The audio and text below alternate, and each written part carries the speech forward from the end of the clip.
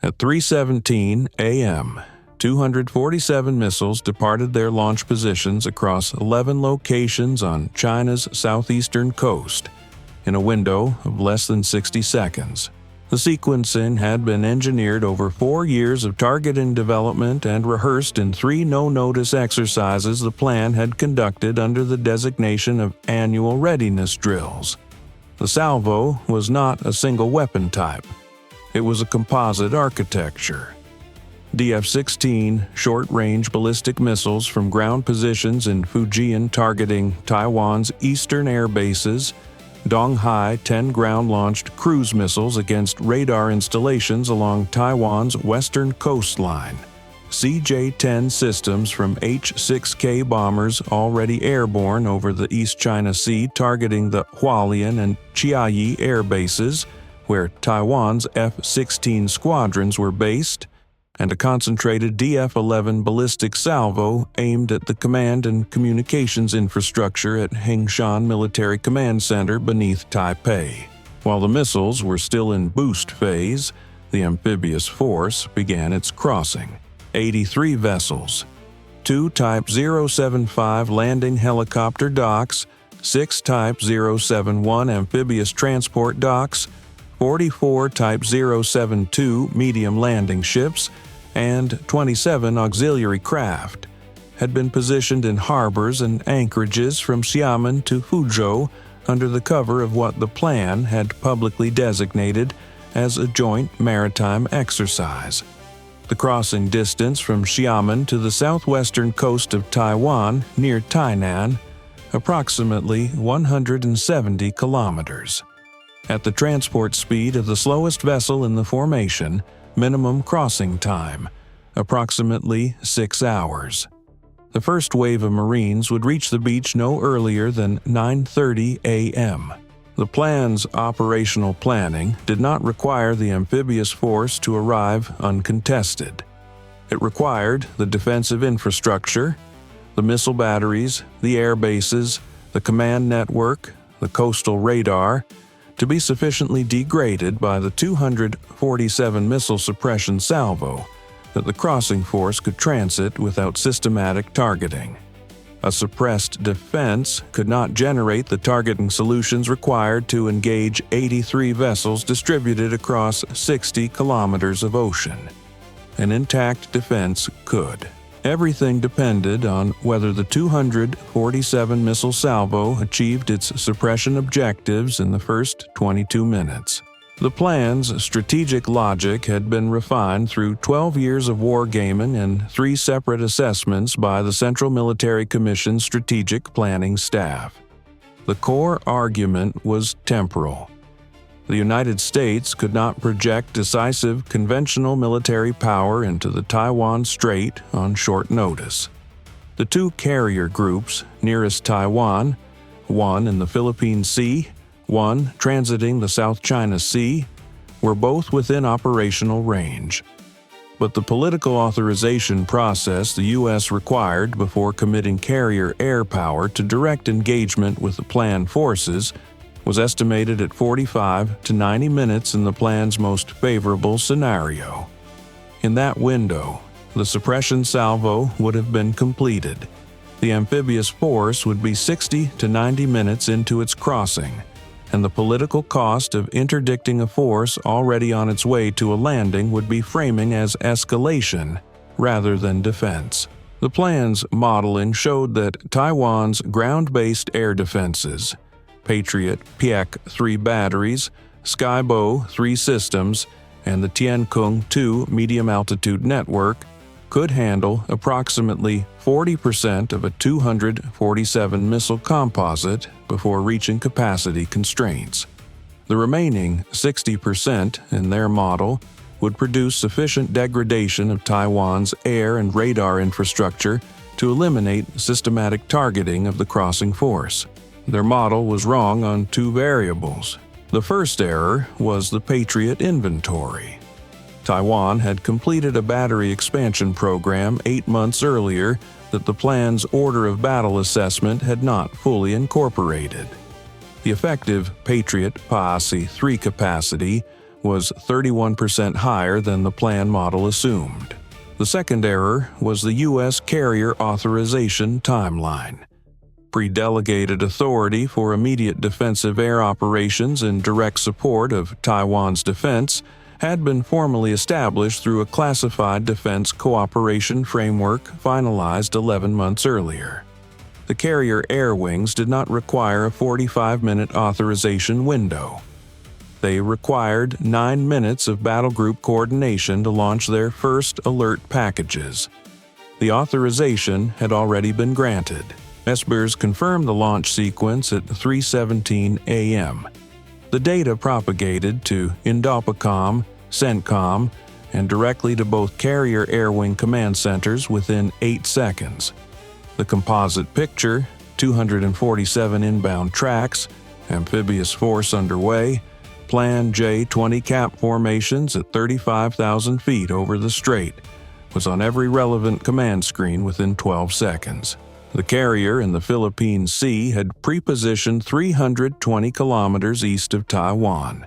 Its alert package, 8 F-35Cs pre-armed and positioned at the catapults, began launching at 3:19 a.m. The second carrier, 410 kilometers south-southwest, launched its first package at 3:21 a.m. Combined first wave package, 16 F-35Cs airborne before the first planned ballistic missiles had reached terminal phase. Taiwan's integrated air defense network had activated at 3:17 a.m. The Skybow 3 batteries, Taiwan's indigenous medium to high altitude system optimized against the DF-16 ballistic profile, engaged the highest altitude ballistic tracks first. Skybow 3 fired 34 interceptors in the first 4 minutes. 26 intercepts were confirmed. The Patriot PAC 3 batteries handled the lower altitude ballistic tracks and the cruise missile volume. 91 PAC-3 interceptors were expended in the first 14 minutes. 67 intercepts confirmed. The Tien Kung II batteries addressed the cruise missile approach corridors from the west with an additional 42 interceptors.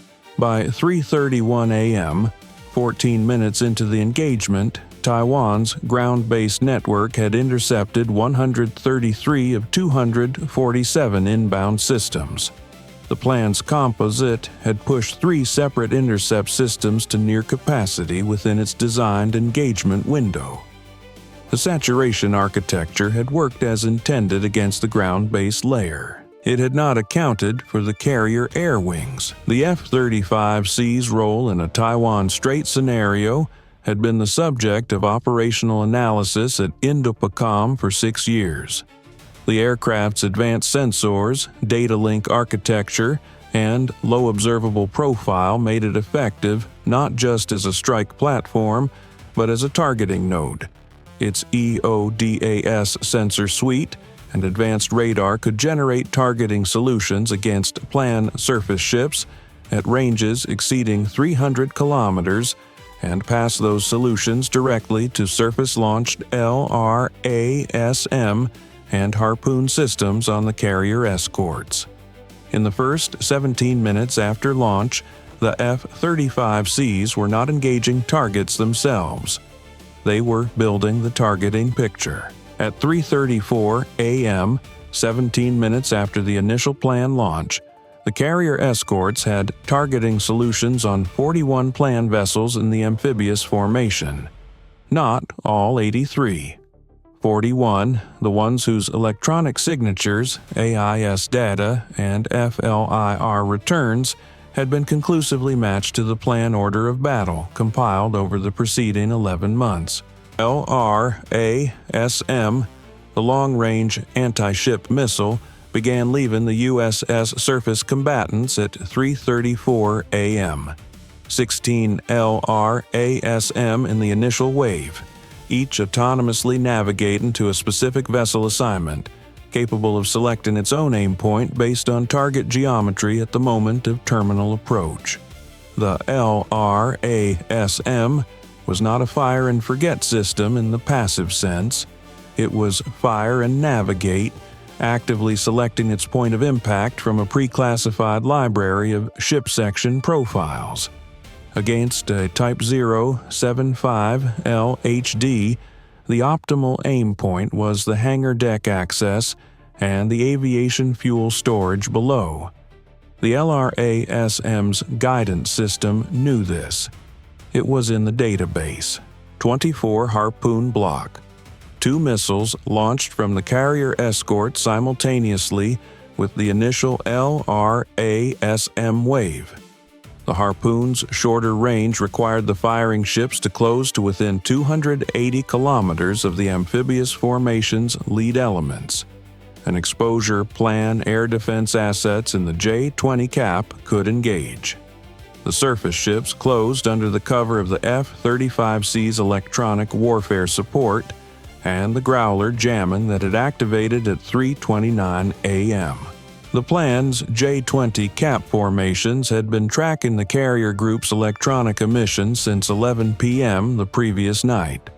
When the F-35Cs launched from the carriers at 3:19 a.m., the J-20S had been in their patrol orbits for 4 hours. The J-20 is China's 5th-generation air superiority platform. Low observable, long-range radar, PL-15 beyond visual range missile with an assessed range exceeding 200 kilometers. Against the F-35C, the engagement parameters were genuinely competitive in a way that no previous plan aircraft had achieved. The first BVR engagement occurred at 3:27 a.m. when the lead J-20 section, tracking the F-35C formation through its AESA radar, released 4 PL-15S at the maximum parameters that geometry allowed. The F-35Cs, already receiving J-20 track data from the E-2D Advanced Hawkeye that had launched at 3:19 a.m. and was operating at altitude 200 kilometers east of the Strait, had computed defensive maneuver solutions before the PL-15S reached mid-course. 3 PL-15S were defeated by countermeasures and evasive maneuvering. One F-35C's electronic warfare suite failed to defeat the 4th PL-15. The missile activated its proximity fuse at 12 meters from the airframe. Shrapnel damage to the right engine and fuel system was assessed as critical. The aircraft diverted immediately toward the carrier. The pilot ejected 60 kilometers from the carrier when the right engine failed completely. He was recovered by a combat search and rescue MH-60S at 4:22 a.m. His aircraft was lost. That was the cost of the first BVR exchange. One F-35C lost, pilot recovered. The J-20 section that had released the PL-15S was engaged by 2 AIM-120D missiles from a second F-35C element at 3:28 a.m. One J-20 was rendered non-functional in flight. One survived the engagement and withdrew toward Fujian. The BVR exchange at 3:27 a.m. was the engagement's sharpest cost moment. The pilot ejected from a $100 million aircraft 60 kilometers from the ship that had launched him. He was recovered. The war for the Taiwan Strait continued around him. By 3:38 a.m., 21 minutes after first launch, the LRASM first wave was entering terminal approach on the amphibious formation. The Type-075 LHD, designated as the primary first wave target, had been tracking inbound missiles since 3:35 a.m. on its HHQ 10-point defense system. The HHQ-10 engaged 4 incoming LRASM. 2 were intercepted at ranges between 2.1 and 3.4 kilometers. 2 were not. The first LRASM impacted the Type-075's portside superstructure at the hangar deck level at 3:38 a.m. The second impacted 11 seconds later at the stern vehicle ramp. The Type-075 lost propulsion and was assessed as mission-degraded. It remained afloat. It would not deliver its marine complement to any beach. A second Type-075, 4 kilometers northwest of the first, was engaged by 2 LRASM that had autonomously redirected after their primary targets were confirmed impacted. Both reached the vessel. Combined effect, the second Type-075 lost its flight deck functionality and forward missile systems. It remained afloat and under power, but its role as an aviation platform for the crossing operation was eliminated. Both primary plan amphibious aviation assets were out of the battle within 21 minutes of the operation's opening. The Harpoon wave arrived on the main transport formation between 3:41 a.m. and 3:47 a.m. 14 of 24 Harpoon missiles produced confirmed impacts on plan amphibious vessels. 4 Type-072 landing ships and 2 Type-071 LPD platforms. 3 Harpoon missiles were intercepted by plan point defense systems. 7 missed their assigned targets when the vessels executed high-speed evasive maneuvering that moved them outside the missiles' terminal acquisition envelopes. The 7 vessels that evaded remained on their crossing track. Their evasion had cost them 32 minutes in crossing time. The run-in expenditure at the CAOC at 3:41 a.m., $1.2 billion in combined U.S. and Taiwan munitions. The LRASM units alone, 16 at $3.2 million each. The Harpoon Block 2s, 24 at $1.9 million. The Skybow 3 and PC-3 interceptors across Taiwan's network, 167 at varying unit costs averaging $6.1 million. Against this, the 2 Type-075 LHDs, at approximately $1.4 billion each in planned construction cost, had both been rendered mission non-functional within 21 minutes of first contact. The plan had lost its 2 primary amphibious aviation platforms in the opening exchange, $2.8 billion in LHD capability, no longer delivering the first-wave helicopter landing operation that was supposed to establish a beachhead before the landing craft arrived. The remaining plan amphibious formation, 61 vessels still on crossing track, 2 Type-075s adrift, 6 vessels damaged with varying degradation, pressed the crossing. The operation's momentum required it. Returning to harbor under U.S. and Taiwan carrier air wing pressure would have been operationally worse than continuing. At 3:44 a.m., the plan activated its DF-17 hypersonic glide vehicle reserve. 8 DF-17S launched from positions in Jiangxi Province, targeted at the Philippine Sea Carrier Group, the platform from which F-35CS were generating the targeting data that had enabled the LRASM and Harpoon engagement of the amphibious formation. Eliminating or suppressing the carrier was the plan's operational response to a situation that had already departed from their modeled scenario. SPIARS registered the launches at 3:44 a.m. Trajectory analysis resolved within 8 seconds.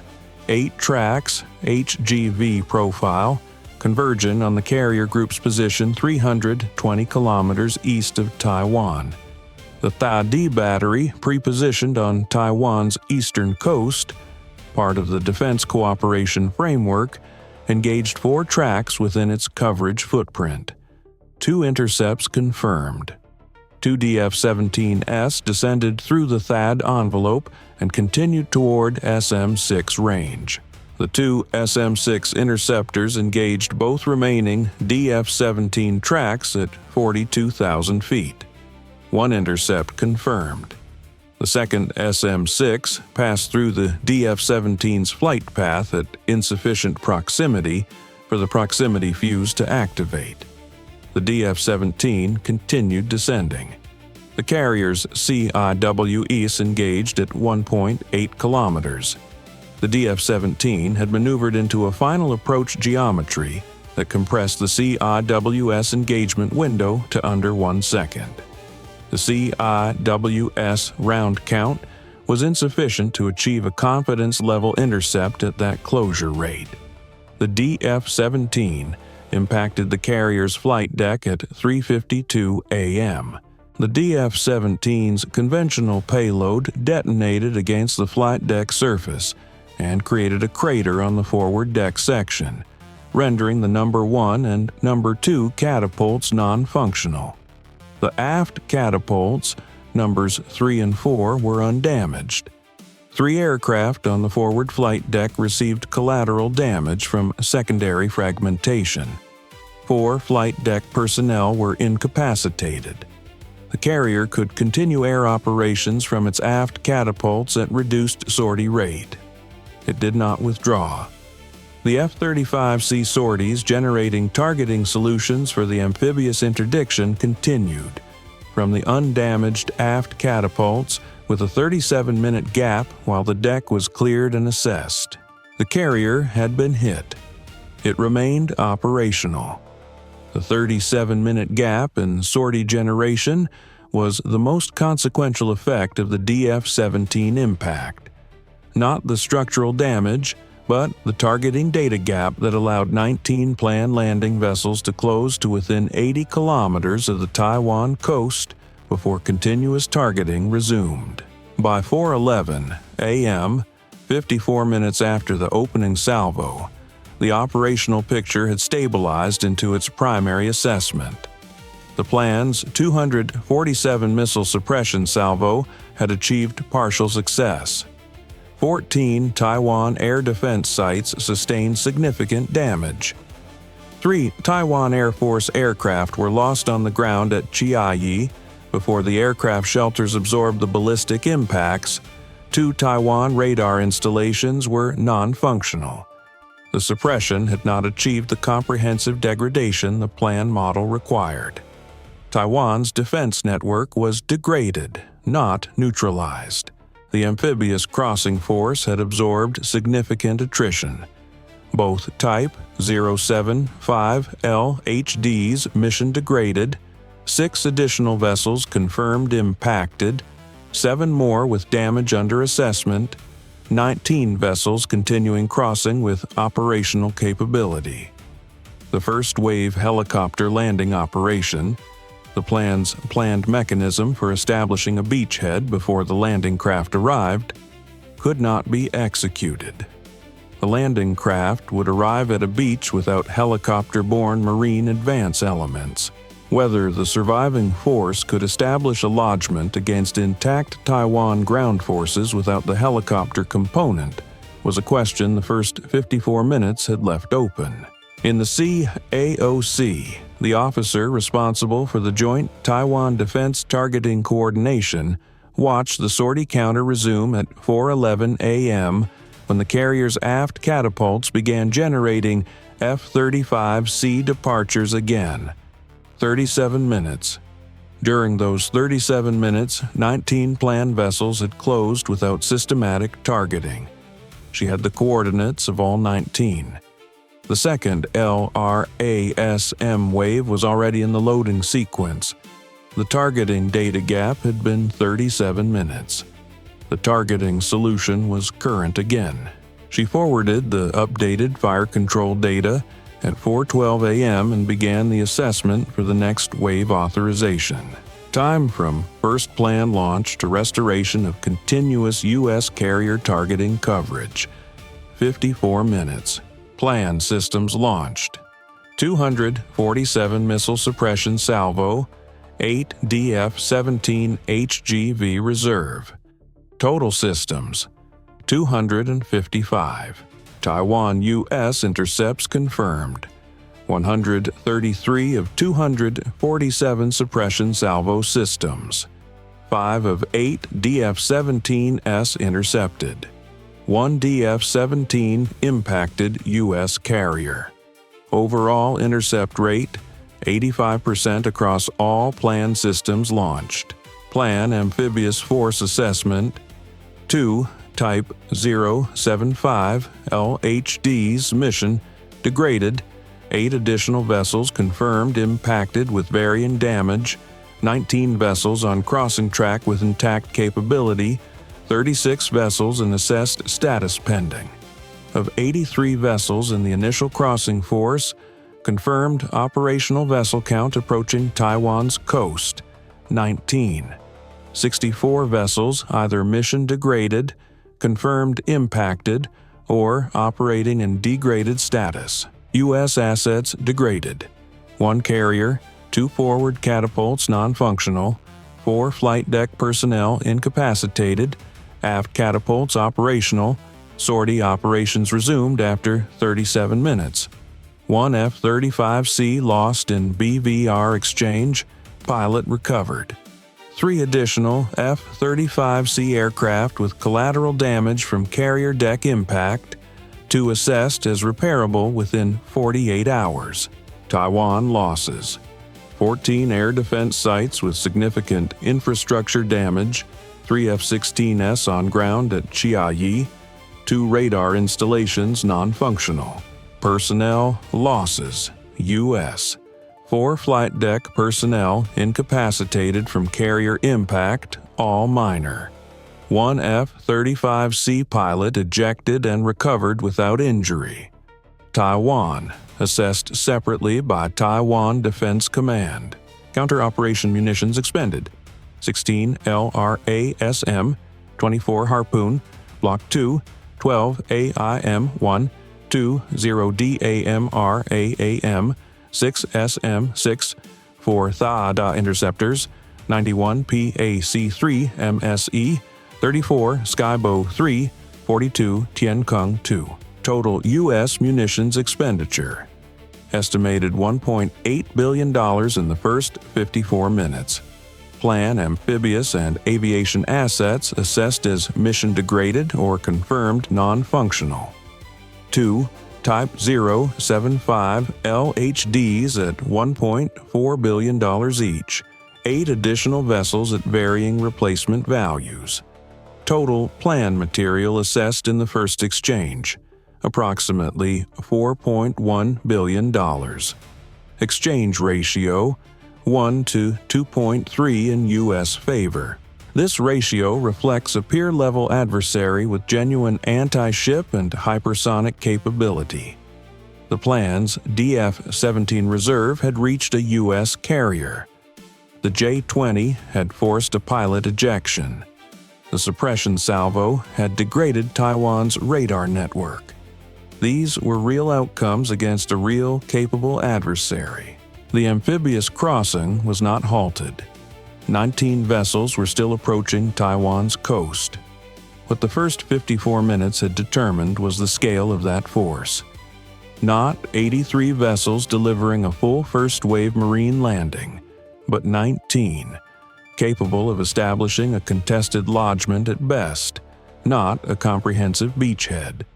The difference between 83 vessels and 19 was the difference between an operation the plan had modeled and an operation they had not. The targeting solution was current. The second LRASM wave was in the loading sequence.